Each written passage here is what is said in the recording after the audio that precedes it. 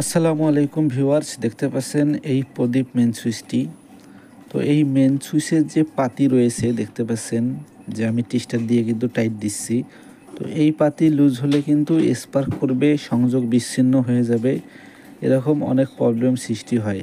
তাই এই মেন সুইচটি যদি পুরনো হয়ে যায় আপনারা যত দ্রুত পাবেন এই মেন সুইচটি চেঞ্জ করে দিবেন। কেননা এই মেন সুইচ থাকলে আপনারা এই যে পাতি দেখতে পাচ্ছেন, এই পাতির এখানে লোড পড়লে স্পার্ক করে, লুজ কন্টাক্টের থেকে স্পার্ক করে এবং স্পার্ক করতে করতে কিন্তু এক সময় এখান থেকেই শর্ট সার্কিট হয়ে কিন্তু বড় দুর্ঘটনা ঘটতে পারে। তাই এই মেন সুইচগুলো কিন্তু আর আগের মতো চলে না।